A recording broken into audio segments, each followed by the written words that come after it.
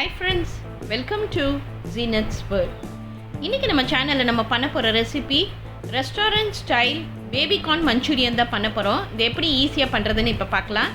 நான் இங்கே பேபிகார்ன் எடுத்து வச்சுருக்கேன். இப்போ நம்ம இதை இந்த மாதிரி சின்ன சின்னதாக கட் பண்ணி வைக்க போகிறோம்.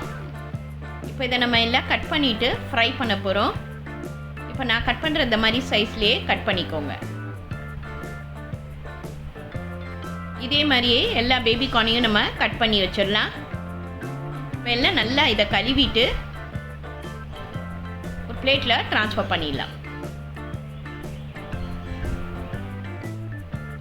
இப்போ நான் இங்கே பவுலில் ஒரு பேஸ்ட்டு தயார் பண்ண போகிறோம். 2 ஸ்பூன் மைதா, 1 ஸ்பூன் கார்ன்ஃப்ளவர் மாவு, 1 ஸ்பூன் இஞ்சி பூண்டு பேஸ்ட், 1 ஸ்பூன் சில்லி பவுடர், உப்பு தேவையான அளவு. இப்போ நம்ம கொஞ்சமாக அதில் தண்ணி ஊற்றி நல்லா பேஸ்ட் மாதிரி பண்ணிக்க போகிறோம். நல்லா கட்டிப்படாமல் நல்லா இதை கலக்கிக்கோங்க. இப்போ நம்ம கழுவி வச்சு கட் பண்ணி வச்சுக்கிற இந்த பேபிகார்னை இதில் போட்டு நல்லா இதை பரட்ட போகிறோம். இதை நல்லா பரட்டிட்டு ஒரு 5 நிமிஷம் அப்படியே வச்சிடலாம். இப்போ நம்ம இதை ஃப்ரை பண்ணி எடுக்க போகிறோம். எண்ணெய் தேவையான அளவு ஊற்றிருக்கேன். எண்ணெய் நல்லா ஹீட் ஆனோன்னு நம்ம இதை ஃப்ரை பண்ணி எடுக்கணும். நல்லா தனித்தனியாக போடுங்க, இல்லைன்னா ஒட்டிக்கும். இப்போ இதை நம்ம நல்லா கிறிஸ்பியாக ஃப்ரை பண்ணிப்போம். இதை ஃப்ரை பண்ணுறதுலேயே அந்த பேபிகார்ன் நல்லா வெந்துடும்.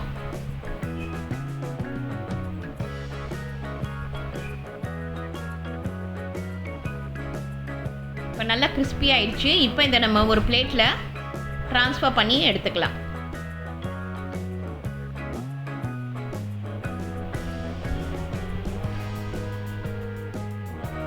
இப்போ இதை சும்மா கூட அதே மாதிரி சாப்பிடலாம், ரொம்ப டேஸ்ட்டாக இருக்கும்.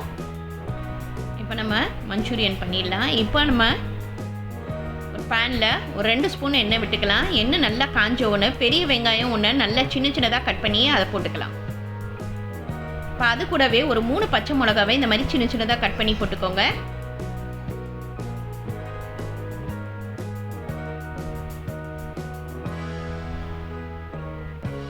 வெங்காயம் ரொம்ப ஃப்ரை ஆக வேணாம், லேசாக ஃப்ரை ஆனால் போதும். உப்பு தேவையான அளவு போட்டுக்கலாம். அது கூடவே இஞ்சி பூண்டு பேஸ்ட் 1 ஸ்பூன் போட்டுப்போம். இப்போ இது எல்லாம் சேர்ந்து ஒரு 2 நிமிஷம் நல்லா வதங்கட்டும். இப்போ நம்ம எல்லா சாஸையும் ஊற்றிடலாம். ஃபஸ்ட்டு சில்லி சாஸ் 1 ஸ்பூன் ஊற்றிக்கலாம்.